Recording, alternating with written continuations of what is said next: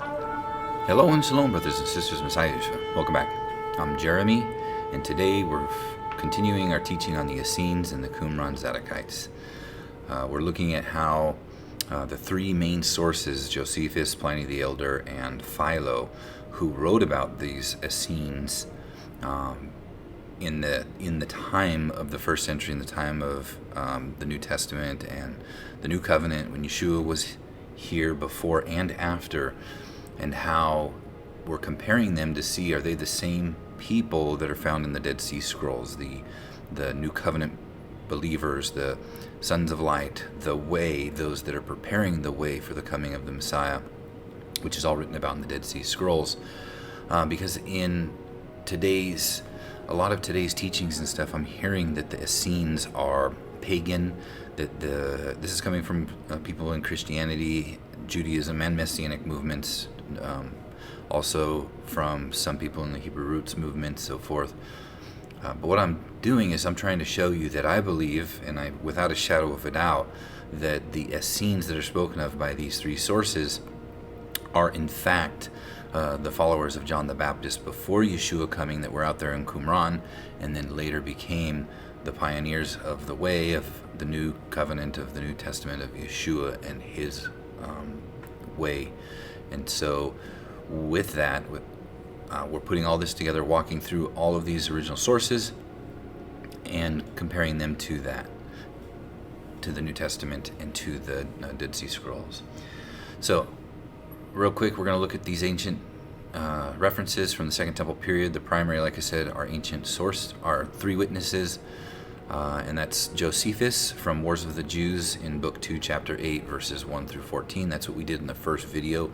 It's the longest source, so we did that on part 1. If you haven't seen that, please go watch that. But you don't necessarily have to, because we'll compare a lot of the things here, but back there in that video, I basically looked at every single thing that they say about these Essenes and connect it to New Testament believers and those in the Dead Sea Scrolls who are there at Qumran. They called their settlement Damascus, and by others, the outsiders, they called them Essenes. Today we're going to look at Josephus' Antiquities of the Jews now, and there's two references for that. There's Book 15, Chapter 10, verse 4 through 5, and Book 18, Chapter 1, verse 5. And then after that, we'll look at Pliny the Elder, who was a Roman, from his book Natural History in Book 5, Chapter 73. And some put it as like a Chapter 17 or 15, but you kind of have to look for that. But mostly it's Book 5, Chapter 73. And Pliny the Elder, he was a Roman, whereas Josephus was a Pharisee of the Jews. And then Philo of Alexandria, he also was a Jew, and he wrote he existed from 20 BCE to 50 CE, so before the time of Yeshua's death and after the time of Yeshua's death. And in his book, Every Good Man is Free, chapter 75 through 87. And so you can see that these sources were, Philo was before and after. Pliny the Elder was a Roman who came much later, after around the time of 70 CE, and Josephus was after Yeshua's death until the destruction of the temple. So all of these, whether they're playing off of each other's writings or not, I'm not quite sure, but you'll see by and large they do agree with each other that everything that they write about is not a pagan group. They're not what people would say the scribes that Yeshua was speaking against. They are not these Nicolaitans that people say from from Revelation. They are not pagan sources. All of the pagan sources come much, much, much later from the church, after the church had begun to change and morph. So with that, let's go ahead and get through all this. But if you watched from the first video, I want to remind you that the Dead Sea Scrolls by and large are rejected, I believe, because it talks about the angels being the sons of God, being these eternal spiritual beings that are created, that were to be watchers. They don't make themselves known to man. And all throughout the Dead Sea Scrolls, multiple books write about these angels and the names of the angels and their jobs and what they do.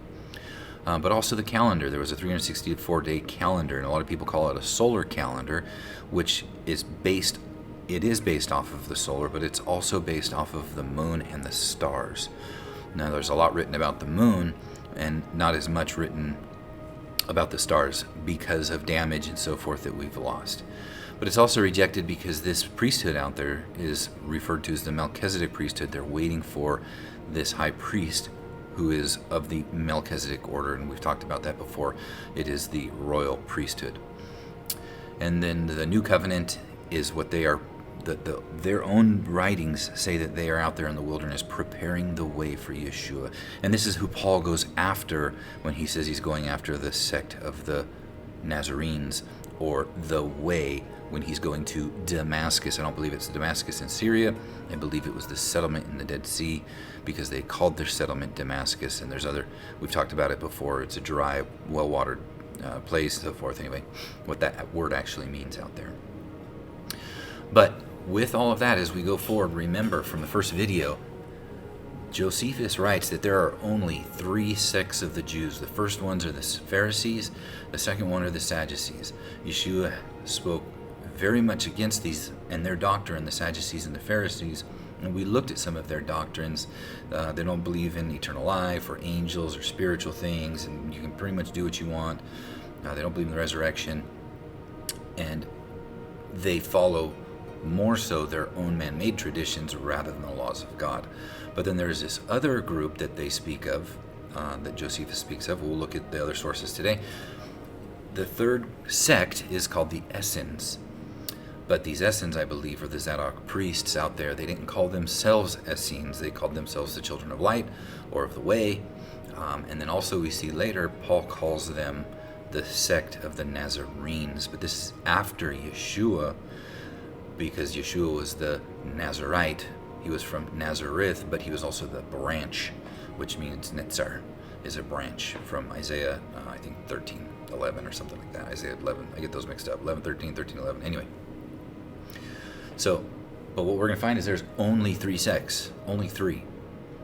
And we see in the New Testament the Pharisees and Sadducees mentioned a lot, but then we see this only one other sect that's called the Nazarenes.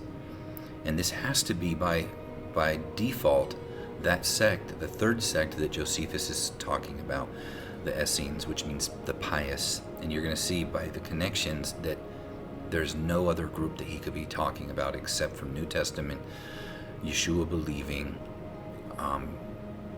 priests who are preparing the way for Yeshua's coming, and then after that, taking the new covenant out to the world, first to the Jew, then to the Gentile. Okay, so with that said, let's get into Josephus.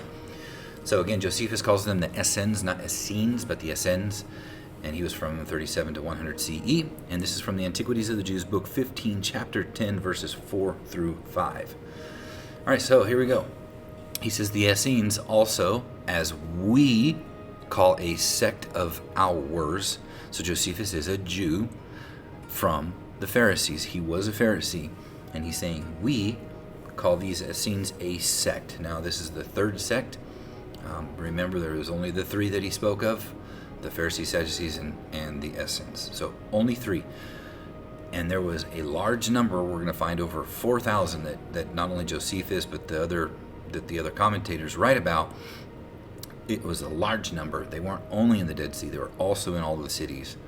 But they were another sect called the Essenes. And in the New Testament, I believe it's speaking of them. Okay. It says they are excused from this imposition. So this imposition that he's talking about Herod, the Herod that was alive in the time of Yeshua's birth, not the Herod that was alive in the time of Yeshua's death. And this Herod had imposed some sort of taxes and different rules and stuff for all the Jews, with the exception of this one sect, the Essenes. And why? It's going to explain to us why here in a moment. He says, these men live the same kind of life as do those who the Greeks call the Pythagoreans, concerning whom I shall discourse more fully elsewhere. So he's not going to tell you about the Pythagoreans here, but he's telling you that they live kind of like them. And now he's going to go into how the Essenes live. He says, however, it is but fit to set down here the reason wherefore Herod had these Essenes in such honor and thought higher of them than their mortal nature required. So Josephus is telling us that this Herod, thought very highly of these Essenes, and he's going to tell us why. And he held them in such honor that they didn't have the imposition of these certain taxes and stuff. But that's crazy, because these people that were east of Jerusalem, out at the Dead Sea, these wise men, these prophets, what we're going to find out is that they are able to prophesy and tell things that no other group was ever able to do, and they prophesy what he's going to tell us of him being king. And so that's why when he was a child, and then later it came to pass, and so he gave them high honor and respect because they were able to do that. So he goes on. Nor will this account be unsuitable for the nature of this history, as it will show the opinion men had on these Essenes. So he's also going to say that the opinion that all men had on them was very high, because they were very pious and they loved each other and others. So we see in Acts 15:5 the three sects. It says, "But there rose up certain of the sect of the Pharisees," that's the first sect, "which believed, saying that it was needful to circumcise them and to command them to keep the law of Moses." So this is these Gentiles coming in, and the Pharisees are saying, you need to circumcise them. That's another teaching at another time. We're just looking at the sects here. In the Acts 5:17 it says, "Then the high priest rose up, and all they that were with him," which is the sect of the Sadducees. Now that's the second sect that Josephus writes about, "and were filled with indignation." So there's two sects in the New Testament. Well, here's another sect, the third sect that's mentioned. It says in Acts 24:5, it says, "For we have found this man a pestilent fellow, and a mover of sedition among all the Jews throughout the world, and a ringleader," they're talking about Paul, "of the sect of the Nazarenes." Now, this is after Yeshua, and the writers of Acts are calling this sect the sect of the Nazarenes. Not the Pharisees, not the Sadducees, but as you can see, G139, a sect, just like the first two were. Josephus writes that there were only three major sects. That is the sect of Pharisees, the sect of Sadducees, and the sect of the Nazarenes, which Josephus writes is the sect of the Essenes, the pious. And they called themselves the followers of the way, the children of light, and their priesthood was the Melchizedek, the Zadok priests. Okay, we also see if you look at King James, in Acts 24:14, it says this, "But this I confess unto you, that after the way," right? We see the Dead Sea Scrolls talks about them being out there preparing the way. Yeshua, when he comes to Paul, he's going after the children of the way, and Yeshua says, "Go to Damascus in the street called Straight." Well, it's interesting that they were out in the wilderness preparing the way, the path, the street, to make straight the way in the wilderness. Anyway, I've talked about that in my Dead Sea Scrolls videos, if you go watch that. And it says that they, after the way which they call, and King James puts heresy there, but the word is G139, a sect. "So worship I, the God of my fathers, believing all things which are written in the Torah and the prophets." And that's one of the things that they were doing out there, coming out of Jerusalem and the temple sacrifice system, going out to the wilderness and returning to the full law of God, but not doing the sacrifices at the temple. But they were returning with a whole heart to the Torah. That's what it says. And that is what the New Testament teaches. So it's my belief that a lot of Christianity have tried to pass these off as the Dead Sea Scrolls as being fake, or these guys were just a cult, because it tells you to return to the Torah, but in a different way than the Torah prescribes, without the temple and the priesthood of sacrifice. And that, because it's a new priesthood, a change of administration, a change of priesthood to the Melchizedek priesthood, offering up spiritual sacrifices rather than physical sacrifices. And so ESV puts that word right, I believe. It says, "But this I confess to you, that according to the way which they call a sect." It's G139, the sect. So you can see this is the third sect that Paul's writing about, which Josephus and Pliny the Elder and Philo call the Essenes. We are seeing here they called it the sect of the Nazarenes, and they are the third sect. The way is what they called themselves. Because this is Paul now speaking about his own sect, right? He converted from being a Pharisee to an Essene, to a Nazarene, to a follower of the way, which the Dead Sea Scrolls writes they were out there preparing the way for Yeshua and the way of the new covenant to walk according to all of God's commandments in love. All right, moving on. So they call themselves a sect. And continuing on with why Herod looked so highly of these guys. Remember, it says that Herod had these Essenes in such honor and thought higher of them than their mortal nature required. Nor will this account be suitable to the nature of this history, as it will show the opinion men had of these Essenes. So it goes on still in verse 5, it says, "Now there was one of these Essenes whose name was Menahem, who had this testimony, that he not only conducted his life after an excellent manner, but had the foreknowledge of future events. He was a prophet, given him by God also." So these foreknowledge of future events were from God, which is, he was a prophet. "This man once saw Herod when he was a child," again the Herod when Yeshua was born, not when he died, "and going to school, and saluted him as king of the Jews. But he, Herod, thinking that either he, Menahem, did not know him, or that he was in jest, put him in mind that he was but a private man. But Menahem smiled to himself, and clapped him on his backside with his hand, and said, However that be, you will be king, and will begin your reign happily, for God finds thee worthy of it." That's interesting. He tells him that this Herod, which we know did some very gnarly things, told him, "You're going to begin your reign happily, and you will be king." And this boy is like, you're crazy, basically, right? Well, it goes on in verse 5, continuing.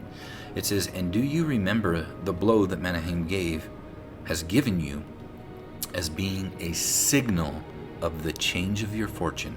So he tells him he's going to be king, right? And then he smacks him on the butt, like you would a child who's doing wrong, right? So he's telling him, "Remember this blow that I gave you, as being a signal of the change of your fortune." Because he starts out, right, in honor, but then something happens. He goes on to say this, "And truly this will be the best reasoning for you, that you love justice towards men, and piety towards God, and clemency towards your citizens." So he's telling them this would be the best if you do it. But what does he go on to say? He says, "Yet do I know how thy whole conduct will be, that you will not be such a one." He's saying, look, you're not going to have piety and justice and clemency. What does he say? He says, "For you will excel all men in happiness," so you're going to be happy, "and obtain an everlasting reputation," which he did, right? "But will forget piety and righteousness, and these crimes will not be concealed from God at the conclusion of your life, when you will find that he will be mindful of them and punish time for them." So he's telling this child, basically, he smacks him on the butt saying, you're going to be punished.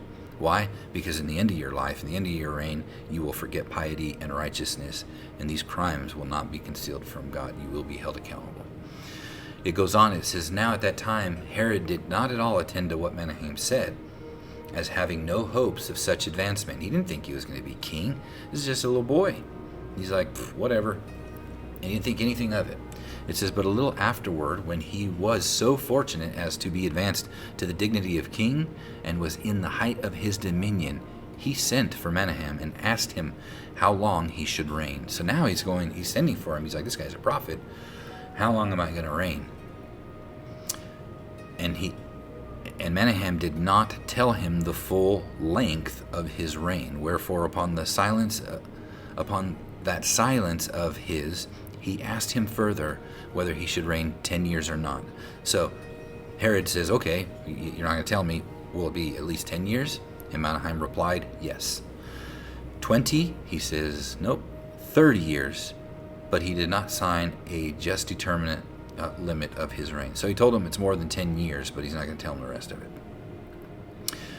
And so it goes on, and it says, Herod was satisfied with these replies and gave Menahem his hand and dismissed him.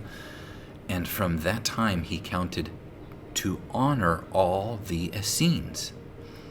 We have thought it proper to relate these facts to our readers, how strange soever they be, and to declare what has happened among us, because many of these Essenes have by their excellent virtue been thought worthy of this knowledge of divine revelations.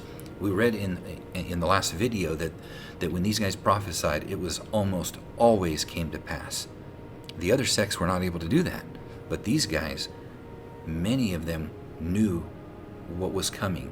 They prophesied Yeshua's coming. They right to the time. They were waiting for him. When John the Baptist asked Yeshua, "Are you the one to come, or should we expect another?"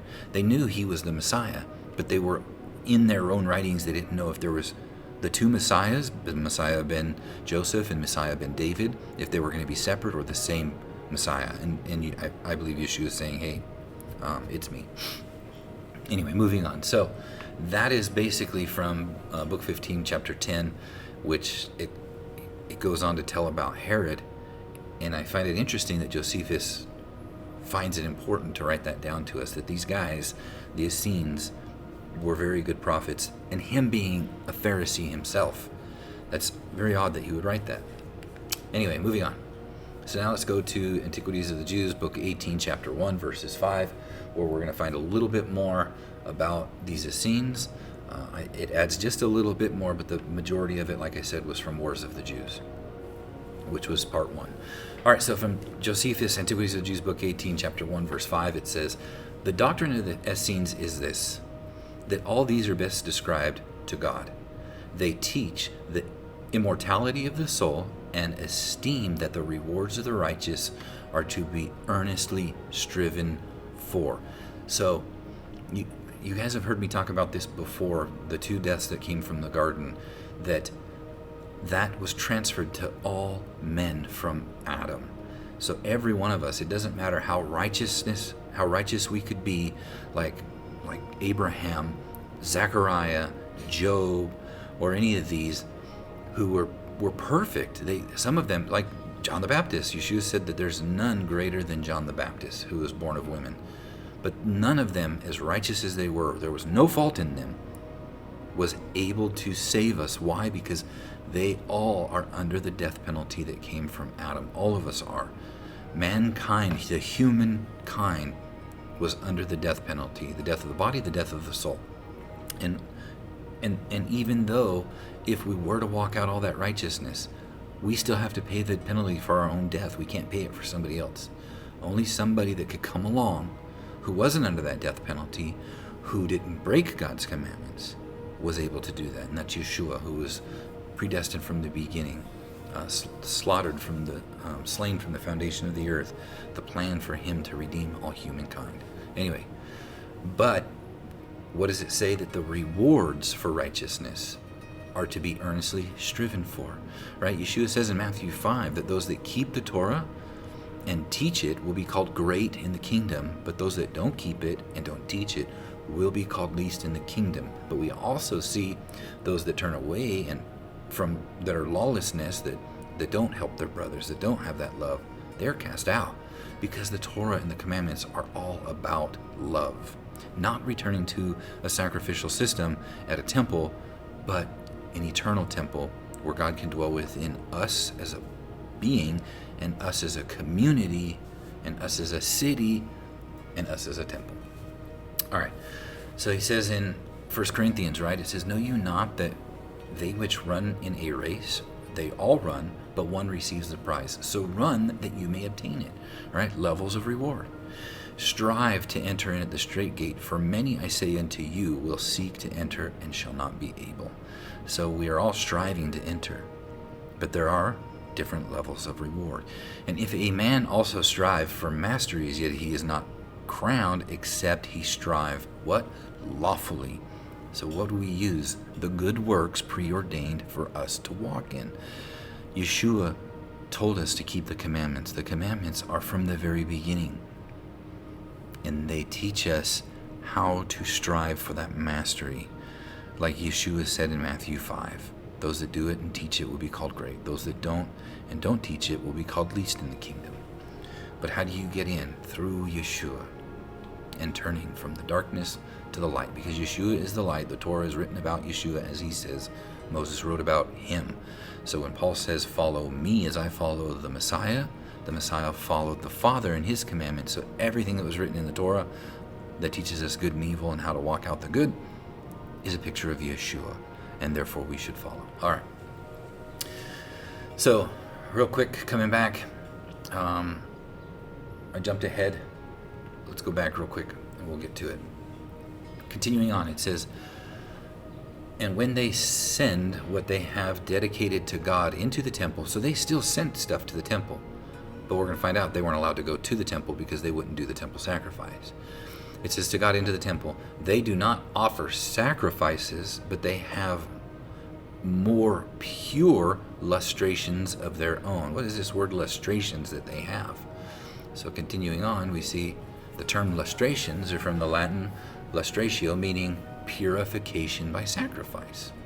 Refers to two distinct concepts, an ancient religious ritual of cleansing and a modern political process for vetting public officials. So here we have this ancient ritual purification. In ancient Greece and Rome, lustration was a ceremonial act intended to rid individuals, communities, or objects of ceremonial impurity or pollution. The purpose, it was to cleanse blood guilt, pollution from contact with a corpse or childbirth, or to prepare a person for sacred rites. So this illustration that they had of their own, which we read about in the Dead Sea Scrolls from the last video, excuse me, which we read about in the New Testament, was the water of repentance, washing in the waters of repentance and baptism. That's what they were doing, and they were doing that to prepare the way for the baptism of the Holy Spirit. For right, John tells us that he baptizes with water, but one is coming after him that will baptize with the Spirit, the Holy Spirit, and fire. So they were preparing the way through baptism, and even after the coming of Yeshua, Yeshua was baptized, but we are also told to baptize as well. Even Cornelius, who received the Spirit and then later went to be baptized, still did the water of baptism, and Peter says it's for conscience sake, right? Though yes, if you don't, for whatever reason, if you're in prison and you can't do this or something, does that mean you're not saved? No, of course not. But if you can, we do it as a show, just like the children of Israel after the Passover. They went out and they went through the sea and were baptized. Same thing that we go through today. It's a picture of that. And then what did they do after that baptism? They went out into the wilderness and started learning God's commandments. Just as these new covenant believers, they were doing the waters of baptism, going out into the wilderness and returning to God's commandments with a whole heart and getting rid of the physical sacrifice because they knew the change of priesthood was coming. They were preparing the way. All right.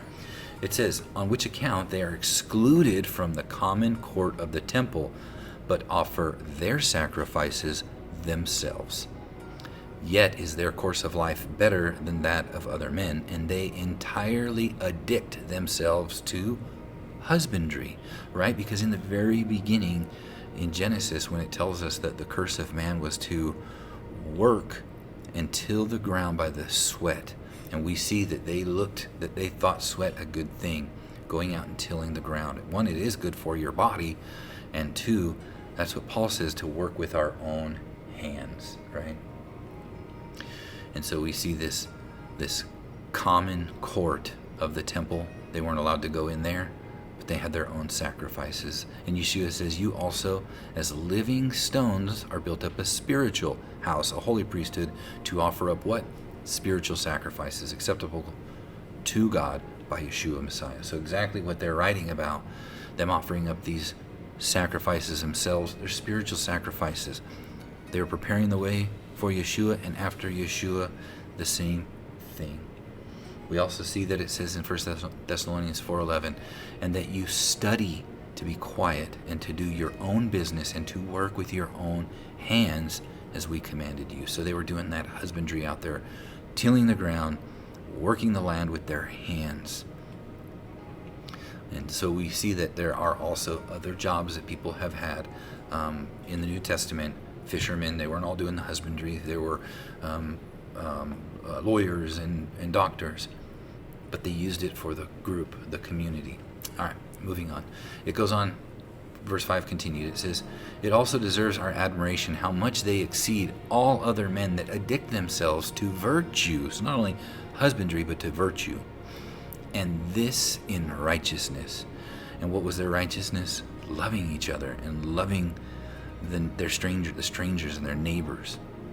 It says, "And indeed, to such a degree that as it has never appeared among any other men, neither Greek nor barbarian, no, not for a little time, so has it endured a long while among them." And so what is he saying? He's like, these people were so righteous and so virtuous. This is Josephus, a Pharisee, who's writing about these Essenes and how righteous they were. That it's not even among the Greeks or the barbarians. He's telling them how righteous these guys were. It says this is demonstrated by that institution of theirs, which will not suffer anything to hinder them from having all things in common. And we've read about that many a times in Acts 4:32. It says, "And the multitude of them that believed were of one heart and one soul. Neither said any of them that aught of the things which he possessed was his own." He didn't say these are my own, but they had all things in common. So they believed that whatever God had given them, it wasn't just for them, it was for all of them. And we also see that they would do the 3-year process. We learned this from the first video. And then they would give all of their possessions into the community, and the community would use them by and large as a whole for one body. And so you see, that's why Yeshua told John when he said to him, "Behold your mother," right? It wasn't his birth mother, it was Yeshua's mother, but Yeshua was dying, and now Yeshua's brother, John, brother in faith, is now going to become the son of his mother, to take care of each other. That's why we are all called brothers and sisters, not by blood, but by faith and belief and one community, all things in common. Okay. So continuing on, it says, "So that a rich man enjoys no more of his own wealth than he who has nothing at all." So what they were doing is establishing where you didn't have one who was rich and one who was poor, right? But the one that gathered much put all in, and the one that gathered little put all in. But in the end, they all had what was needed. And I think that's the most beautiful teaching, right? The manna in the wilderness. Some gathered much and some gathered little, but when they all put it into one pot, everybody had what was needed. It goes on in Josephus, continuing verse 5, it says, "There are about 4,000 men that live in this way. They neither marry wives nor are desirous to keep servants." So we looked at that in the first one. There are groups that did keep wives, as Paul was one of the ones that did not. He said that he wishes, we'll look at this here again, he wishes that all would be like him and not marry. But if you can't, then marry. And so there was 2 groups among them, ones that didn't marry so that they could focus only on God's commandments and learning and studying and sharing, whereas those that did marry had families and brought up the children and so forth to continue the faith and this way of life. It goes on, "In his thinking, the later tempts men to be unjust, and the former gives the handle to domestic quarrels." So he's talking about them not keeping servants. They're going to go on that all should be equal, right? And that's one of the things that America started out, is that all men are created equal. And that's kind of been lost over time, because now we have the super wealthy and the super poor, and we say it all the time, the rich get richer and the poor get poorer. And that's not the way that this was supposed to be.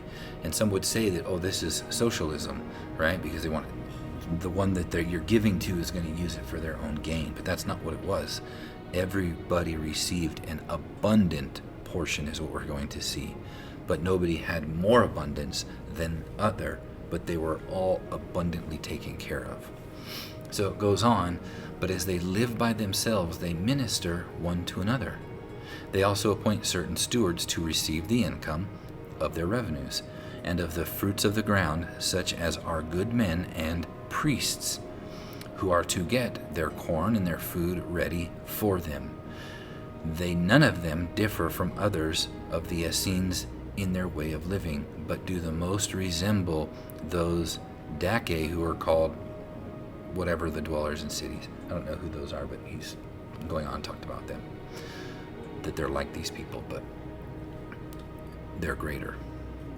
And in Acts it says, and desires of him letters to Damascus, to the synagogue, that if he found any of this way, whether they were men or women, he might bring them bound unto Jerusalem. So I forgot to show you that, that there were men and women ministering one to another. And then he says this in Romans 12:10. It says, be kindly affectionate one to another with brotherly love, in honor, preferring one another. And so that was one of the big teachings that we find in the Dead Sea Scrolls, is loving your brother as yourself, like the scripture says. You shall love your neighbor as yourself. And like Yeshua teaches, who is our neighbor? The Samaritan and the Jew were considered neighbors, but they were showing love one for another. In Acts 4:34, it says, neither was there any among them that lacked, for as many as were possessors of lands or houses sold them, and brought the prices of the things that were sold, and laid them down at the apostles' feet, and distribution was made to every man according as he had need. And again, we see Peter telling us, you also as living stones are built up a spiritual house, a holy priesthood, to offer up spiritual sacrifices acceptable to God by Yeshua Messiah. So this New Testament thing existed before Yeshua came. It existed in the Dead Sea out there at Qumran. This group was preparing the way for Yeshua, for the new covenant. Living in common, we see before and after. Continuing on now to Pliny the Elder, we're going to look and see what he says about the Essenes. And remember, Pliny is a Roman, an outsider, not a Jew, and he also writes about them. So he starts out, and he's talking about this lying on the west of aphaltites, or asphalt. The verse before talks about that this place, this asphalt place, is the Dead Sea. It doesn't mention it as the Dead Sea, it calls it asphalt, but it says that the waters are such that no man can sink in them, not even a cow or whatever, that they float. And so we know this is the Dead Sea. And this place, he's going to talk about these Essenes who are on the west side of it. Okay? And from what he says, we're going to get a little bit more clarity here in a minute. He says, lying on the west side of asphalt, and sufficiently distant to escape its nauseous exhalations, are the Essenes, a people that live apart from the world, and marvelous beyond all others throughout the whole earth, for they have no women among them to sexual desire. Again, I don't know if he's taken that from Philo or from Josephus, but we do see that, yes, a large majority of them did not, but there was also the other group that did, and Paul speaks of those. It says they are strangers. Money, they have none. It's not that they didn't have money. They had a ton of money. We found that at the Dead Sea. They found lots of money. However, it was all in common, in community. It says the palm trees are their only companions, because they are. There's not much out there at that time. It says day after day, however, their numbers are fully recruited by multitudes of strangers that resort to them, driven there to adopt their usage by the tempests of fortune, and wearied with the miseries of life. Their usage by the tempest, they reject the fortune and the miseries of life, right? And these guys were all in community. And we see in John 17:15, it says, I pray not that you should take them out of the world, but they should keep them from the evil, right? So what we're going to read later is they removed themselves from the cities because there was such that dark presence there that they found it easier to live outside the city so that they didn't get corrupt by it. But some did live in the cities because they had to have people in there that would welcome them in and take and care for those that were going through the cities. So in 1 Corinthians 5:10 it says, yet not altogether with the fornicators of this world, or with the covetous, or extortioners, or with adulterers, for then must you go out of the world. So even though they were out there in the wilderness, there were still all of these people among them, even in the cities. But they did their best to stay away. They came out of the city, and we're going to see that that they went out of the city as a picture of Yeshua was taken out to be crucified, the Passover lamb outside the gate. So they say, let us also come out of the city, for here we have no continuing city. In 1 Timothy 6:7 it says, for we brought nothing into this world, and it is certain we can carry nothing out. So they didn't build up for themselves great possessions, because you can't take it with you. And they are not looking for a kingdom here on this earth. They're waiting for the kingdom of heaven. They're waiting to enter back into that eternal state. And we see in 1 Corinthians 7:8 again talking about it. It says, marriage. He says, I say therefore to the unmarried and widows, it is good for them if they abide even as I am, right? He's unmarried. But if they cannot contain, let them marry, for it is better to marry than to burn. And I don't know if he's saying to burn with that compassion, or to burn because if you don't, you're going to burn because you're going to mess up. But either way, 1 Corinthians 7:32 says, but I'd have you without carefulness, he that is unmarried cares for the things that belongs to the Lord, how he may please the Lord. So if a man remains unmarried, he can more focus on the things of God. And it says in 1 Corinthians 7:34, speaking the same thing, but now to the woman, it says, therefore, there is a difference also between a wife and a virgin. The unmarried woman cares for the things of the Lord, that she may be holy both in body and in spirit. But she that is married cares for the things of the world, how she may please her husband. So Paul, he's going on talking to both women and men, telling them if you remain unmarried, you can focus more on the things of the Lord. So by and large, it seems that the majority remained unmarried so that they could focus on the things of the Lord. But if you have to, then that was fine as well. But you could do more by not. And so we see that Paul and many of them remained unmarried and stayed as virgins. All right, moving on. In Matthew 19:23, he says, then said Yeshua unto his disciples, verily I say unto you, that a rich man shall hardly enter into the kingdom of heaven. And in Matthew 19:24, he says, and again I say to you, it is easier for a camel to go through the eye of a needle than for a rich man to enter into the kingdom of God. And so we see here that the money they had none. Yeah, they had money, but it was all in common to supply the abundant needs of the many, not just barely getting by, but we'll read here in a little bit that it was abundant. They had abundant disbursement, I guess you would say. Anyway, all right, continuing on. Still in 15 continued, it says, thus it is that through thousands of ages, incredible to relate to this people, eternally prolongs its existence without a single birth. He's saying that they keep getting more and more people, but without birth. Why? Because people are coming into the faith. It says, taking place there, for fruitful a source of population to it is that weariness of life which is felt by others. Right? So they're bringing other people into their way, into this way, the new covenant way.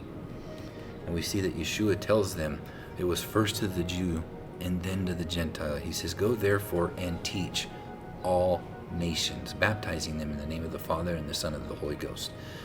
So they were charged to go out to the people and bring them in. And we see in the first century that they were, by and large, staying around that area. Paul was going out to the areas around that, but then after the destruction of the temple, they went out to the whole world, and they're still going out today. It says below, so this next part where we continue on is one of the things. Now, I'm very thankful for the work. If people listen and watch Rachel Elior, she does a great video. However, I disagree with her in this, and we'll see why. It says, below this people was formerly the town of Engedi, or Engada. So what she would say is that it's below, meaning that these Essenes were up on the cliff above, instead of below, meaning north of them. But as we look at the map, we can see where Jerusalem is. Going directly to the east, we see Qumran community, right? That's where they found the Dead Sea Scrolls and everything else. And the sea level was much higher back then. It went right up to their area, and there was also a connection to them that we see on the Madaba map, which I'll show you in a minute, the mosaic of the oldest map of the area. There was a little stream that also came off of the Dead Sea over into their area. But if you look below, you continue down a little over halfway, you come to Engedi, the other big red dot there. And so many people would say, well, that's not what it's talking about, that they were below Qumran, but that these Essenes were above them in the mountains. So here's Qumran, here's Engedi, but then he's going to go on and talk about, continuing on next to it is Masada. So if you see the order that he's mentioning them is Qumran, then lower down, Engedi, and then lower down, Masada. And that's how he's mentioning that in these verses. And I'll read it here again in a minute. But what Rachel earlier would say is that, no, he's talking about Engedi is below the Essenes, which are just to the left there, up in the mountains. And I don't believe that's what they're saying, because Masada is up in the mountains, and it doesn't mention anything below it, or it being, it mentions it above on the rocks. Why would they not say that about the Essenes if the Essenes were above on the rocks like it does Masada? And we'll see that here in a minute, but I wanted to show you. So here's Engedi, and what Rachel Elior and a lot of people would say is that the Essenes were above Engedi up here, which on the map to the right is to the left, which here you're seeing looking to the west is the mountaintops above. But there's none of the stuff was found there about the 4,000 in community and all these things like we find in the Dead Sea Scrolls at Qumran. So we see here's Masada, and it talks about it being above on the rock. So if Engedi was below, meaning lower down than the rock, why would it not have mentioned for the Essenes being also above on the rock like it does Masada? And we'll see that here in a minute. So looking at this again, there's Engedi to the west, and you can see up on top of the mountains is what they're saying, that up there is where these Essenes were. But again, I believe the Essenes were at Qumran, at the very top of the Dead Sea. And we see here that this is part of Engedi. It's beautiful if you've never been there.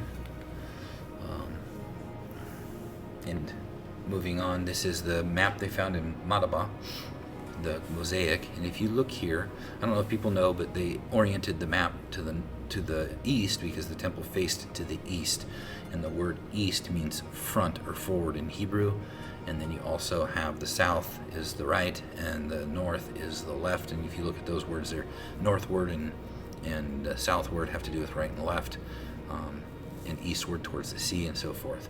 But number one there is Jerusalem, and you can see it's missing from the map where Qumran used to be, just above Jerusalem, but that from the Dead Sea, which is that big main focal point there, you have that branch that goes to the left, that is the Jordan River that flows into it, and that's where John the Baptist, right there where it meets at Bethbara, was baptizing, and it's right there next to Qumran, which I believe are the Essenes. But in the middle of the Dead Sea, you can see the little river or wadi or whatever that comes off the bottom there that goes to Qumran.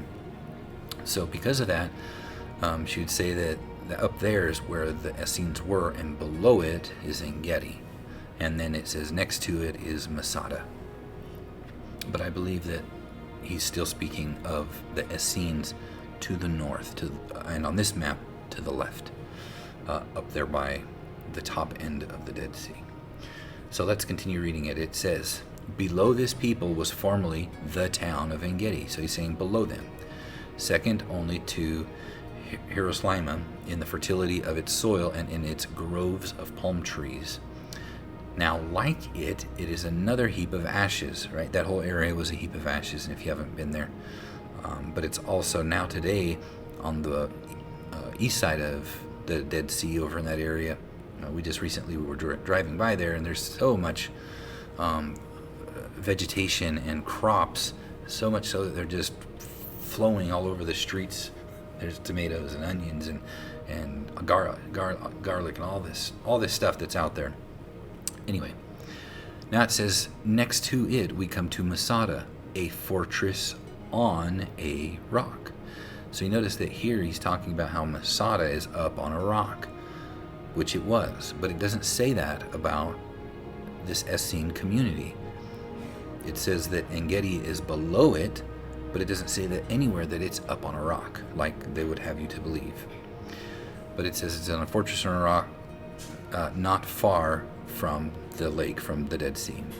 Thus much concerning Judea. So this is one of the things that I'd have to disagree. I believe that the Essenes it's talking about being above them, meaning up towards the top of the lake. Okay, so that's all that was said by Pliny the Elder. And he goes on really quick. Again, a Roman, not much, but Josephus writes the most about it. And now we'll get into Philo. And we're going to see basically Philo throws a couple of little things in there that are different, but for the majority of it, he agrees by and large with Josephus. All right.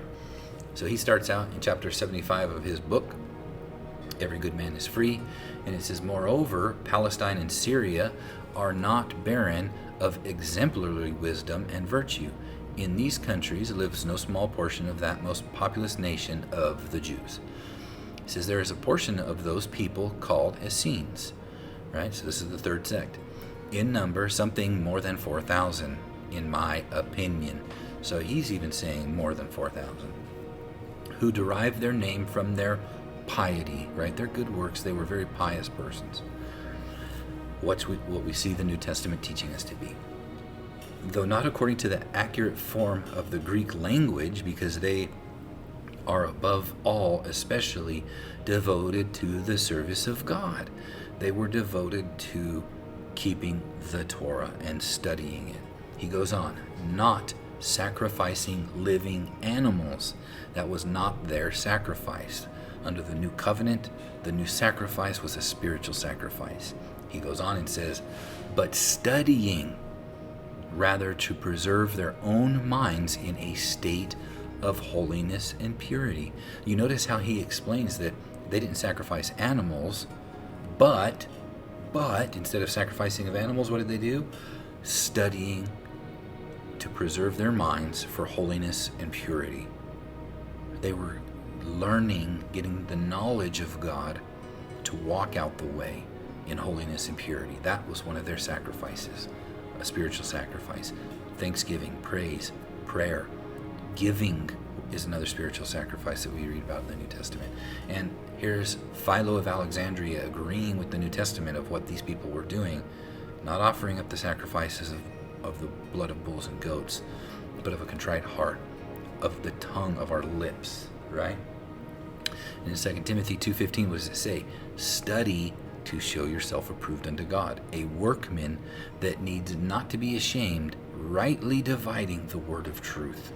So that's what they were doing out there in Qumran, learning and dividing what the word of truth, the commandments, are all about. It's love. Loving God and loving your neighbor. And if you do away with those, what by and large mainstream Christianity has done today, you're doing away with the prophecies of Yeshua that speak of him, because Yeshua said that Moses wrote of him, how to walk out the good and resist the evil, the good works preordained that we should walk in, the commandments of God, when the Bible says that he who says that he knows him but keeps not his commandments is a liar and the truth is not in him. He says, if you love me, keep my commandments. And that's what they were doing. And over time, that has been done away with because people say that the whole Old Testament is the Old Covenant and it must be done away with, but it's not. The Old Testament is found in the Scriptures, which start from Genesis all the way to other books as well, but won't go there today.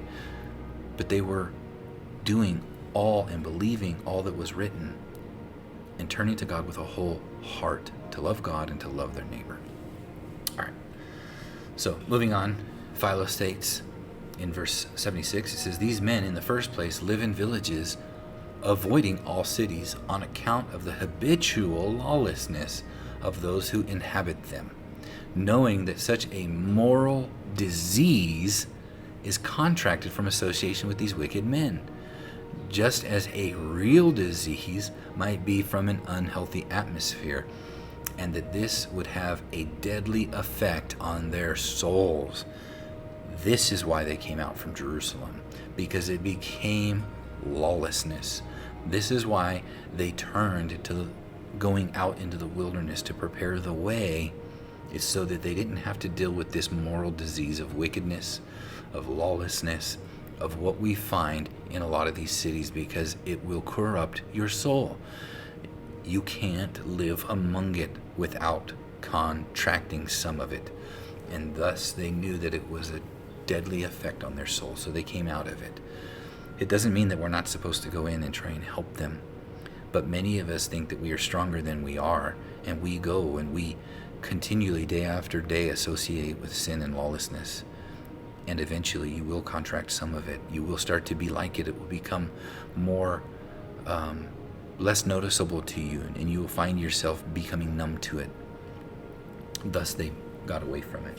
It says, "Of these men, some cultivating the earth," like we read before, that they are going into husbandry, "and others devoting themselves to those arts which are the result of peace, benefit both themselves and all those who come in contact with them." So there was them that were doing the husbandry, but we see here that there were also those that resulted in peace doing jobs that benefited both themselves and all those who come in contact with them. It says, "Not storing up treasures of silver and gold," right? And not acquiring vast sections of land out of the desire for ample revenues, but providing all things which are requisite for the natural purposes of life. So only what they needed for life, not storing things up. All right, let's go back real quick a little bit. It says, for Hebrews, why did they come out of the city? In Hebrews 11:16, we know it says, "But now they desire a better country, that is a heavenly. Therefore God is not ashamed to be called their God, for he has prepared for them a city." So we're waiting for the city not built with hands. Not a Jerusalem here on this earth that's being cultivated now, but one that's been being prepared from the very beginning. One that we were kicked out of, that we want to be able to enter back into an eternal state. And Yeshua is preparing that way for us. He's preparing in his Father's house.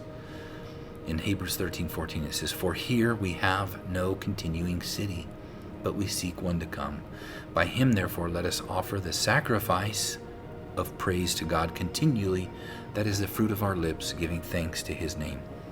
So we see here Paul doing exactly what we saw the Essenes are doing before the coming of Yeshua, preparing the way in the wilderness, coming out of the city of New Jerusalem because they knew their king was the Passover that was going to be killed outside the city, and that the sacrifices are burnt outside the city. So now he's saying, come out, we're going to go out to the whole world, and we're going to, it started in Judea there, to the Jew first, then to the Gentile. And in Luke, Yeshua says in verse 10:2, he says, "Therefore he said unto them, the harvest truly is great, but the laborers are few. Pray therefore for the Lord of the harvest, that he would send forth laborers into the harvest." So one of the things, they were cultivating the earth. It's a picture and shadow of the allegory of us going out to the world and cultivating the land, planting this seed, and other waters, and God makes the increase. All right. We also see in Matthew 5:9, it says, "Blessed are the peacemakers, for they shall be called sons of God." So they were out there. It says that others devoting themselves to those arts which are the result of peace. And it benefited both themselves and all those who come in contact with them. When you are loving someone and doing God's commandments, it benefits you by and large, your soul. but also the same thing that happens to being inside that moral disease, the wickedness, happens to those that are around those walking in peace. That also is contagious, and it benefits others because they see your works and glorify God, and will turn to Him one day for that change as well. All right. Matthew 6:19, it says, lay not up for yourselves treasures upon earth, where moth and rust do corrupt, and where thieves break through and steal, but lay up for yourselves treasures in heaven, where neither moth nor rust does corrupt, and their thieves do not break through nor steal. And in Colossians 2:3 it says, in whom are hid all the treasures of wisdom and knowledge. So do you see the treasure here in heaven is the wisdom and knowledge of God in the studying of the Word, and also the good works that we do? This is what they were doing, preparing the way for Yeshua. These Essenes, who they called themselves the children of light, the way, the sect of the Nazarenes, the sect of the Essenes. Continuing on, he writes this in verse 77. It says, for they alone of almost all men have become poor and destitute by deliberate action rather than by any real deficiency of good fortune. Right? So they became poor and destitute not because of no good fortune, being deficient of good fortune, but they made themselves poor and destitute. It says, but are nevertheless accounted very rich, judging contentment and frugality to be great abundance, as in truth they are. So they thought that being frugal and content was a great abundance, and they considered themselves very rich. Is that not what Yeshua tells us in Revelation 2:9 to the church of Smyrna? Right? He says, I know your works and tribulation and poverty in this world, but you are rich, and I know the blasphemy of them which say they are Jews and are not, but are a synagogue of Satan. So this sect was making themselves poor and destitute, right? Only what they needed, that's it. But it was an abundance of, they weren't hurting, right? But a great abundance, as in truth they are. They were rich, but though they made themselves poor and destitute, like the New Testament tells us. Continuing on in chapter 78, it says, among those men you will find no, this is very important, no makers of arrows, of javelins, of swords, of helmets, of breastplates, of shields, no makers of arms or of military engines, no one, in short, attending to any employment whatever connected with war. That's crazy. These people did a vow, which we will look at again we looked at from the from the first part of this teaching, that they vowed to harm no man. And we see in 1 Timothy 1:18 it says, this charge I commit unto you, son Timothy, according to the prophecies which went before unto you, that you by them might war a good warfare. So what Paul's telling us to war, but he's telling us to war a good warfare. And what is it? What does he go on to say our war is? Holding faith and a good conscience, which some, having put away concerning faith, have made shipwreck. Right? They've wrecked their ship because they've put away faith and having a good conscience. 1 Peter 2:11 says, dearly beloved, I beseech you, as strangers and pilgrims, abstain from the fleshly lusts, which war against your soul. So there's the war not of the flesh, but of the fleshly lusts that war against our soul. It is a mind battle. That is where our war is taking place. In Ephesians 6:12 it says, for we wrestle not against flesh and blood, right? We don't war against flesh and blood, but against principalities and against powers and against rulers of the darkness of this world, against spiritual wickedness in high places. And at the end of the teaching, I'll show you from the Dead Sea Scrolls, talking about this spiritual warfare that's going on between good and evil within every man's heart and their mind. So we see that Philo is saying these guys didn't war, Josephus tells us the same thing. They wouldn't harm any man. And they didn't even make arrows or javelins or swords. And we looked at from the old one where it says what Yeshua told him to grab a sword. And we saw from the first video that they would wear a sword, right, for thieves. It never says they used it, but I believe that it's saying to have that sword as a deterrent that thieves wouldn't come. That it would be more of a deterrent to keep them away. They never used it. Because even when Peter used it against the servant of the high priest, Yeshua told him, put his sword away, because he who lives by the sword will die by it. But then he held the man's ear. Anyway, we see this also from the first century believers. The first 300 years, the prevailing stance among Christian leaders and communities was pacifism. Most scholars agree that during this era, Christians generally refrained from military service for two or more reasons. But the first one was the teaching of Yeshua, commanding to love your enemies and also to turn the other cheek. And today we have people saying, no, that's an idiom. That's not what it means. It's exactly what it means. Because the rest of the world, if somebody hits you, the rest of the world would justify hitting them back. But Yeshua came to teach us what we are originally intended to be, love. To know good and not evil. And to turn the cheek and to let them take our lives if so be. And going on also for idolatry. Back then, Roman soldiers were often required to make oaths to the emperor and participate in pagan sacrifices, which Christians considered apostasy. They would die rather than doing that. And we see that some of the early fathers, Justin Martyr, 150 AD, he said, "We who were filled with war and mutual slaughter and every wickedness have each through the whole earth changed our warlike weapons into plowshares, turning from war to peace. And true peace is not by strength and by fighting in more war. True peace is by laying down your arms and loving your brother, even if they want to kill you for it, just as they killed Yeshua, saying that he was wicked because he chose the way of God." And Tertullian says, he famously asked, "Shall it be held lawful to make an occupation of the sword, when the Lord proclaims that he who uses the sword shall perish by the sword?" Again, Tertullian saying the same thing. Hippolytus of Rome says this.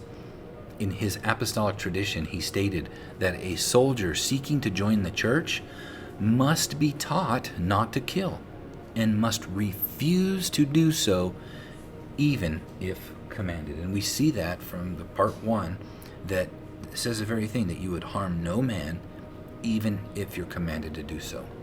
Origen, also in 248, says this, responding to the critics who claimed Christians were unpatriotic, because many of you might be saying that now. Oh, Jeremy, you're being unpatriotic. We should war with our countries and go to battle. And I've said it before, from the Vietnam War. After the war, many of them came together and they found that there was Christians killing Christians. That many of these Vietnamese were dead with Bibles in their pockets, killed by other people with Bibles in their pockets. But Origen says that, responding to the critics who claimed Christians were unpatriotic, Origen argued that Christians helped the emperor through prayer rather than by fighting.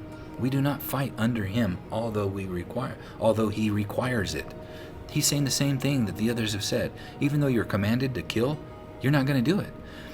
And today in the U.S. there's that movie, what was it called? Something Ridge, Hacksaw Ridge or whatever, where the soldier chose to be, that term always eludes me, what the military calls it, a conscientious objector. That's what it is. That they wouldn't kill somebody, but they were still doing military. He still went out as a medic to save all of their lives, but he would not harm someone. And so people would call us unpatriotic, but the thing is our kingdom is not of this world. It's a Yeshua's kingdom. Trying to put back what God originally intended for us to be was all good, not knowing evil. And along that, no war. No war. But this spiritual battle that we're taking place, we're to pray for Jerusalem. We're to pray for our enemies. We are to pray for our leaders, whether they're righteous or not, that they make the right choices. That is our battleground. That is the war that we fight. Also in Josephus, going back, remember it says, from Wars of the Jews, from the first video, I thought it important though to bring it back real quick. It says, and before he is allowed to touch their common food, he is obligated to take tremendous oaths that in the first place he will exercise piety towards God, and then that he will observe justice towards men, and that he will do no harm to anyone, either of his own accord or by the command of others, that he will always hate the wicked and be assistant to the righteous. And I've showed you the many verses, and the only thing that a believer is supposed to hate is evil itself. That is it. We love our enemies, but we hate the wicked deeds that they do. And we try to teach them the better way. And when we are struck on the cheek, we don't return evil with evil. We return evil with love. All right.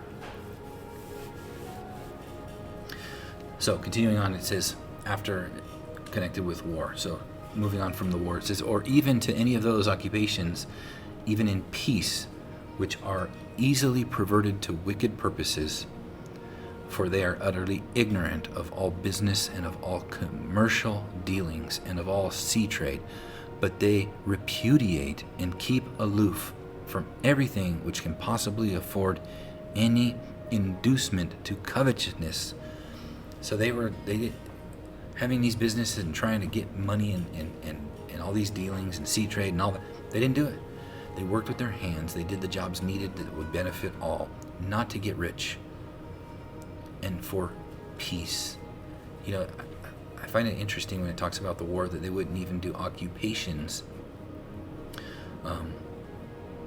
of those things, even in peace, which are easily converted to wicked purposes. You see, today, everything on our technology that we learn, the governments take it, and instead of using it to benefit humankind, they first learn how they can use it for war. And it's sad. But that is, I believe, why they weren't so... We know that some of these guys were the smartest minds in the world, but some of the things that later on that they've come and developed, they use them for these bombs that can basically destroy the world through weapons of war to fight each other over pride and over hate and over racism, rather than love of every human being, rather regard of race, religion, or color. We say it, people say it, and our nations make laws about it, but they don't follow it themselves. They still have the hate in their own heart for different racial groups or religions or whatnot. But the Bible was never a religion. It was God's word to his creation, to mankind, of how to get back to what God originally chose for us when we didn't believe him. We didn't trust him. We wanted to know this knowledge of evil. And now he's allowing us to see what reasons why he chose for us to never know evil. It's because of the world we see today. Yes, there's good here, but there's also evil. But God originally created us to never know it, to only know good, and an eternity of light, of love, of joy, of those things, rather than war and hate and lust and evil and pain. Anyway, moving on. So we see we use, anytime we find something new, we use it instead of peace for wicked purposes. Okay, moving on. Verse 79. It says, there is not a single slave among them, but they are all free, aiding one another with a reciprocal interchange of services. They condemn the owner of slaves not only as unjust, inasmuch as they corrupt the very principles of equality, but likewise as impious, because they annul the ordinances of nature which created them all equally and brought them up like a mother, as if they were all legitimate brethren, not in name only, but in reality and in truth. So they condemned slavery because a lot of people will say, well, the Torah tells us what to do with slaves. Yes, that is, because the whole world had slavery. And what do you do with it if you read about it in the Torah? The slavery in the Bible was love for your people.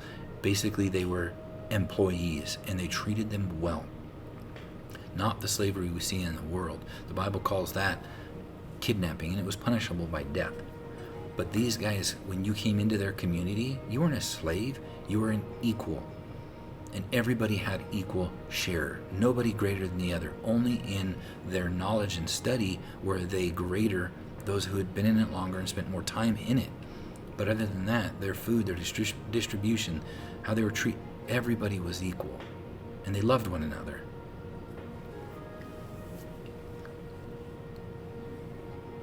Going on, it says this. But in their view, this natural relationship of all men to be one another has been thrown into disorder by scheming covetousness, continually wishing to surpass others in good fortune, which has therefore engendered alienation instead of affection, and hatred instead of friendship. So people trying to surpass people in good fortune.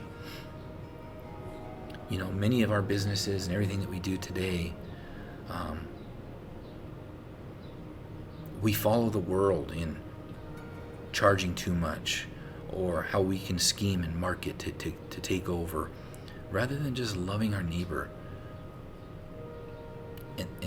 And Yeshua's way is all about equality and loving each other. Those that turn to him, right? All received the same talent. Some worked more, some worked less. Some put more in, some put less in. But all in all, we all received the same gift. In James 4:4 it says, "You adulterous and adulterers, know you not that the friendship of the world is enmity with God? Whosoever therefore will be a friend of the world is the enemy of God." It says that they therefore engendered alienation instead of affection, and hatred instead of friendship. Friendship with God is keeping his commandments and having love for one another. Friendship with the world is doing the things of the world. And that is enmity towards God. It goes on in verse 80, it says, "Leaving the logical part of philosophy as in no respect necessary for the acquisition of virtue," right? That's what they wanted, was virtue. "To the world catchers, and the natural part as being too sublime for human nature to master. To those who love to converse about high objects, except indeed so far as such a study takes in the contemplation of the existence of God and the creation of the universe." So these guys were all about the logical part of philosophy, no respect necessary for the acquisition of virtue. They wanted to do what God told us to do. The existence of God, that was their knowledge. They wanted to study that knowledge and creation of the universe. Where do we come from? Where are we going? How do we serve God? How do we serve our fellow brother? That's what they were all about. It says they devote all their attention to the moral part of philosophy, using as their instructors the laws of their fathers, the Torah, which it would have been impossible for the human mind to devise without divine inspiration. So here, Philo is saying that these guys, the knowledge that they have come to is not from man, it's from God. There's no way, it's impossible for the human mind to devise this divine knowledge except for by inspiration of God. And is that not what the scriptures tell us? 2 Peter 1:21. "For the prophecy came not in old time by the will of man, but by holy men of God spake as they were moved by the Holy Ghost." So here Philo is telling us that these people at the Dead Sea, where we find all of these books, like the whole Torah, Jubilees, Enoch, sacred calendar scrolls, all of this, that's what they were studying. Those were their instructors, the laws of their fathers, which we all know predated Yeshua's coming. That's what they were studying, to know the existence of God and the creation of the universe. Continuing on, Philo says this, "Now these laws, they are taught at other times indeed, but most especially on the seventh day.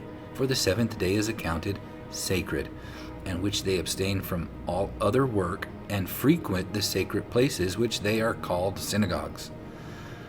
There They sit according to their age in classes, the younger sitting below and the elder, and listening with eager intention. So they were going in and learning on the seventh day the laws that were taught by their fathers. These books that they study, they were teaching in the synagogues on Shabbat. And they put them in age and in classes. That's a lot that the synagogues and the churches do today. However, they've forgotten the laws of their fathers. And these people were returning to them with a whole heart, with the love of God, and without the sacrifice of animals and the priestly system in Jerusalem at the temple. They were restoring the love of the law and the love of their neighbors, and they were coming out to go out to the world and preparing the way for Yeshua. In Acts it says, "For Moses of old time has in every city them that preach him, being read in the synagogue every Sabbath day." So agreeing with Philo. Philo continues in verse 82, he says, "Then one indeed takes up the books and reads them, and another of the men of the greatest experience comes forward and explains what is not very intelligible." Why does he have to explain it? Philo's going to tell us why he has to explain what's written in the Torah and the prophets. He goes on and says, "For a great many precepts are derived in enigmatic modes of expression and allegorically as the old fashion was." This is Philo from the first century telling you that just what Paul tells us, right? That the scriptures, they're not only literal, but they're allegorical. Just as we see, Yeshua says, "And he answered and said unto them, For the hardness of your heart he wrote this," what? "Precept." And all over we see him talking about precepts and also parables. In Galatians 4:24, "Which things are an allegory, for these are the two covenants, the one from Mount Sinai, which engendered the bondage, which is Hagar." And he goes on to say, this is speaking of the physical Jerusalem, which they were coming out of to teach the new Jerusalem, the new covenant. The city not built with men's hands, the one to come, a heavenly city. But even Philo, who is a Jew, is talking about these books, that there is much precepts and allegorical understanding to learn from them, and the one that is greater in experience comes forward to explain those things. Just like Yeshua when he came forward and read from the Torah saying, "This is fulfilled in your hearing." All right, moving on. He says, "Thus the people are taught piety, holiness, justice, economy, the science of regulating the state, and the knowledge of such things as are naturally good, bad, or indifferent, and to choose what is right and to avoid what is wrong, using a threefold variety of definitions, rules, and criteria, namely the love of God, the love of virtue, and the love of all mankind." So those are the three things that they were teaching out there at Qumran, that these Essenes were teaching. Does that sound like a sect of scribes that Yeshua would be cursing? Does that sound like a group of people that were just a cult or crazy, or that were the Nicolaitans speaking of, or that they were the synagogue of Satan? I don't think so. This is exactly what Yeshua taught. This is what the New Testament taught. These are the pioneers of the new covenant. In John 13:35 it says, "By this shall all men know that you are my disciples, if you have love one to another." In 1 Thessalonians 3:12 it says, "And the Lord make you to increase and abound in love one toward another and toward all men, even as we do towards you." In 1 Peter 2:17, "Honor all men, love the brotherhood, fear God, honor the king." They too taught to honor those in authority. In verse 84 it says this of Philo, "Accordingly, they present a multitude of proofs of their love of God, and of a continued and uninterrupted purity throughout the whole of their life, of a careful avoidance of oaths and of a falsehood." Right? We see that from the first video that they did take the oath. The one oath that we see that they had to take was not to harm, is to return to the law with all their heart and love God, and to not harm any man. Right? But Yeshua says again, you have heard that it has been said by them of old time, you shall not forswear yourself, but shall perform to the Lord your oaths. Right? Because if you make the oath, you have to keep it. It says, but let your communication be yes, yes, or no, no. For whatever is more than these comes of evil. So he's saying, look, don't make these oaths, because they were swearing by the temple falsely, they were swearing by the altar falsely, but they wouldn't swear by the Father's name, because in the Torah it says, you shall not swear falsely by his name. But we are also told to swear by his name in the Torah. But Yeshua is telling us, just let your yes be yes and your no be no. But their oath was to return to God's law and to not harm men. But they also forsook and they avoided other oaths. Anyway, moving on, it says, and of a strict adherence to the principles of looking on the deity as the cause of everything which is good, and of nothing which is evil. And we see that in James 1:17, every good gift and every perfect gift is from above, and comes down from the Father of lights, within whom is no variableness nor shadow of turning. And in Matthew 13:38 it says, the field is the world, and the good seed are the children of the kingdom, but the tares are the children of the wicked one. Just like we just saw. Matthew 19:17, and he said unto him, why call you me good? There is none good but one, that is God. But if you will enter into life, what? Keep the commandments. This is what they were doing.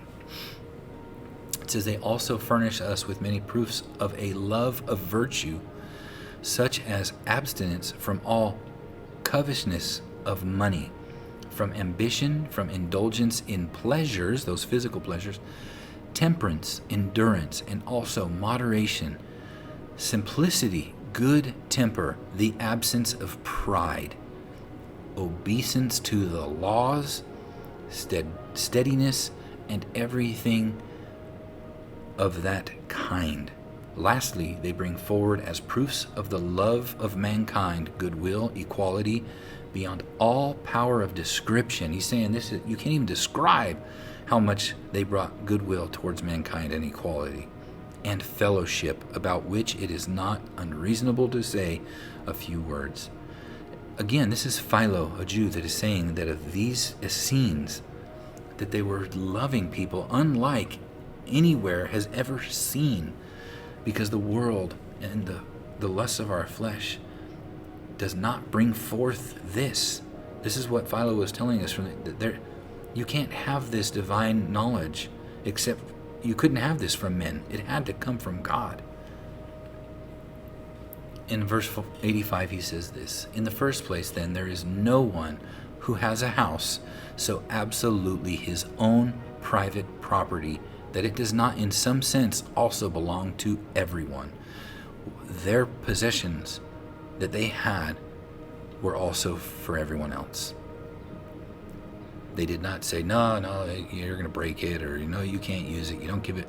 No, everything they had was for everyone in their community. It says, for besides the fact that they all dwell together in communities, right? So they not one community, many communities, where they all dwelled together as one. And if everything was for the whole community, the house is open to all those of the same convictions. So you can't let somebody into your community that is not of the same conviction. That's why there was a 3-year process before you got to come in. That's why Paul, after going to Arabia, went back to Damascus, this community, for 3 years. And then when he was done, he went to Jerusalem and spoke with the leadership there as part of the community.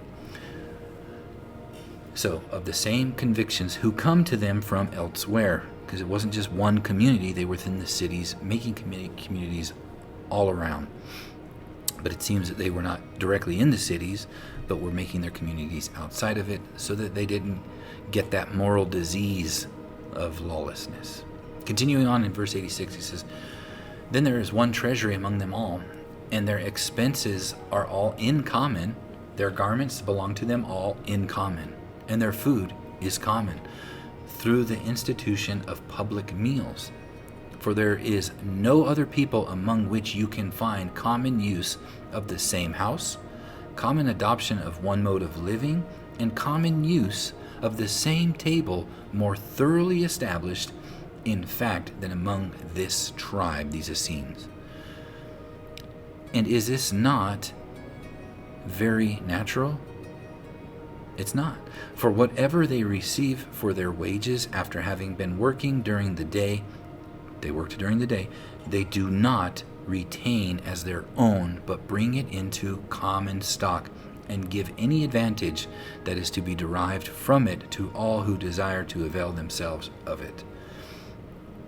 And we're going to see that this portion, that it was an abundant portion to all. But in Acts 4:32, it's the same thing they were doing. He says, "And the multitude of them that believed were of one heart and of one soul. Neither said any of them that aught of the thing which he possessed was his own, but they had all things in common." If Philo and Josephus are telling us that there's nobody else in the whole world that had their things in common like these, it's crazy, it's unnatural. But then yet we find the same thing in the New Testament. Are they liars? Is this two different groups? No, they are the same people. But before Yeshua, they were preparing the way. John the Baptist was baptizing with the waters of repentance and turning to the law, from evil to light. But he said that he comes preparing the way. The one that he baptizes with water, the one coming after him baptizes with the Holy Spirit and with fire. That is Yeshua. But they didn't change the way that they were doing things. Only now the Holy Spirit was going to be poured out and on all believers, so that they could all be taught by the Ruach HaKodesh.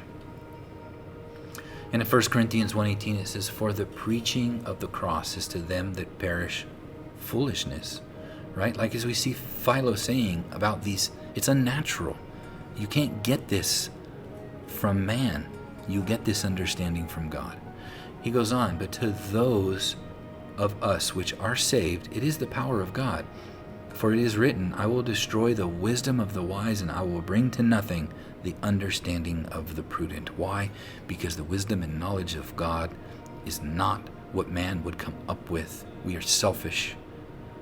We are for ourselves and maybe our direct families. But ultimately it's through God that we learn to love one another with an unconditional love, and turning the cheek, laying down our weapons of war, and dying for that very way of life. In verse 87 it says this, and this is the last verse. It says, "Those who are sick are not neglected because they are unable to contribute to the common stock, inasmuch as the tribe has in their public stock the means for supplying their necessities and treating their weaknesses, so that from their ample means they support them liberally and abundantly." So your portion was not liberal. It was not a little. It was liberal and abundant. And we see this same thing when David goes out to war and some of them remain back. And when they bring the spoils of war, they said, well, those guys didn't go, they don't get any. No, they were part of it.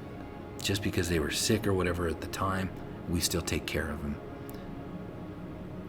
Though the war that we fight now is not a physical one, the war we fight is through prayer and through the battle of the mind. Going on, it says, "They give respect to their elders, honor them and care for them, just as parents are honored and cared for by their lawful children."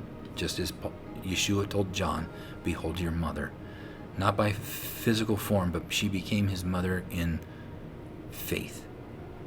And we are brothers and sisters in faith, children of other people's children by faith, fathers and mothers by faith, being supported by them in all abundance, both by their personal efforts and by generous maintenance. So, as we finish,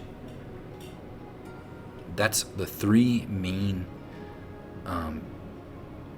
speakers about the Essenes, and in everything that we have seen, there's nothing that states other than that these people were very pious, very loving, turning to God in his ways, and loving men.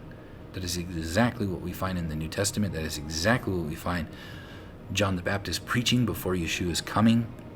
It's exactly what we find in the Dead Sea Scrolls. None of it is to be disregarded and thrown out because of recent attempts to discredit the Dead Sea Scrolls because they were teaching on the Christian side to turn to the law. Well, we can't have people doing that.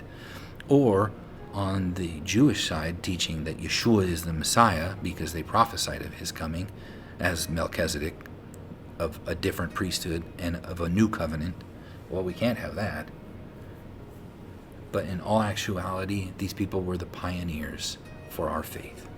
Continuing on real quick, all the other mentions are from a few mentions from some other people, but they're basically talking about the Essenes. These are much later small references, and then any later ones are basically because of the doctrines of Christianity had changed, and because these guys say to turn to the law, they're called a cult or pagan. And none of the practices, they didn't even sacrifice animals. They did away with that, sacrificing spiritual sacrifices to our Father.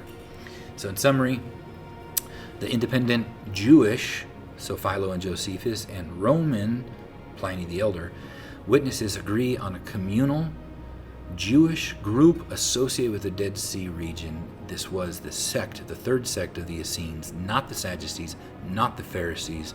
This is the group, the sect of the Nazarenes, the followers of the way that prepared the way for Yeshua's coming, and then also became the New Covenant, the New Testament believers after Yeshua's coming. Bottom line, it says no ancient source states that the Essenes or the Essenes were pagan. All primary witnesses describe them as a Jewish sect, stricter than others in Torah observance, and the claims of pagan influence arise only in modern speculation, not ancient testimony.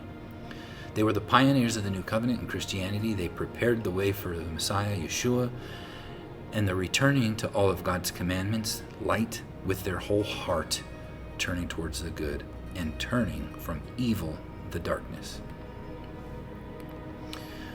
So in Acts 11:26 it says this, "And when they had found him, he brought him to Antioch, and it came to pass that the whole year they assembled themselves with the church and taught much people, and the disciples were called Christians first in Antioch." You see, the term is likely originated from the Greek population of Antioch rather than the believers themselves around 44 AD.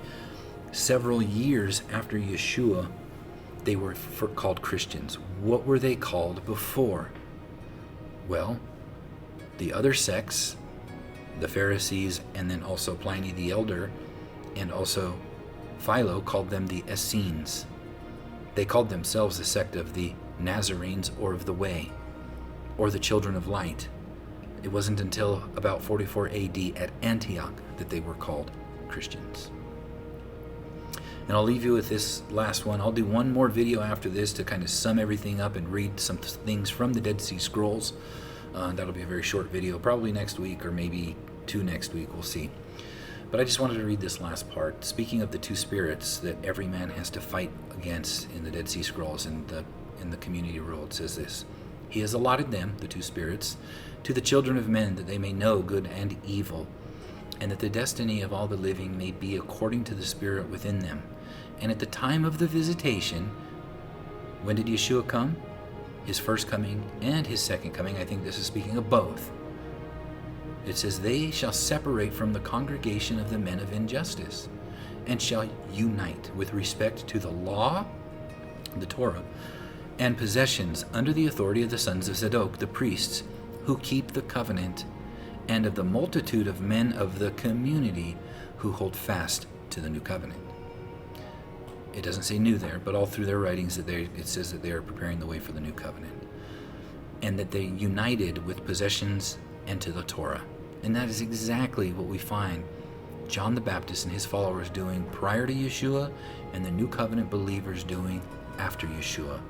Returning to the law with their whole heart, not to the sacrificial system, not to the Aaronic priesthood, but to the Melchizedek priesthood, offering up spiritual sacrifices. But all the commandments, the 10 commandments, the Torah, the Sabbath, the way, if you're a woman, if you're a farmer, if you own land, all these things, they were continually doing these commandments, which are love, which are good, which were never done away with. But it was the old covenant, the sacrificial system in Jerusalem at the temple, that is what became new. The new covenant, the new priesthood, the new sacrificial system is what these guys were preparing out there in the wilderness. And in Hebrews 13:11 it says, "For the bodies of those beasts whose blood is brought into the sanctuary by the high priest for sin are burned without the camp. Therefore Yeshua also, that he might sanctify the people with his own blood, suffered without the gate. Let us go therefore unto him without the camp, bearing his reproach. For here we have no continuing city, but we seek one to come." And we read, what is that one to come? It's a heavenly one prepared by Yeshua for us. That is what we are seeking to come. So, I hope that this teaching has blessed you, and I will do a quick summary of all of this again and read a little bit more from the Dead Sea Scrolls that I believe that we all need to hear, helping us battle this battle that's going on in our minds, the spiritual battle, and offering up these spiritual sacrifices as the body of Yeshua. Let us return to uniting with one another, not in hate, but in love. And I know it's hard, but we need to find these communities where people look at us and see God. People look at us and see Yeshua and want to turn to that. Like we just read from these outside sources that said how pious and how great these people were among all people in the world. And to them it was unnatural. Is that what the church and the body of Messiah looks like today? In the big sense, no. They look like the rest of the world, but we should be so supernatural looking to them that people want to go, that's what I want. That's the love that I'm looking for. That's what I want to offer to men. I want to look at God's commandments and see the love of God and not that it's a burden. I want to look at his commandments and see that it produces a nation of goodness and of love and of joy and of peace, of patience, of kindness, faithfulness. All right. I'll leave you with the blessing. Yahweh bless you and keep you. Yahweh make his face shine upon you and be gracious to you. Yahweh lift up his face upon you and give you peace. Shalom.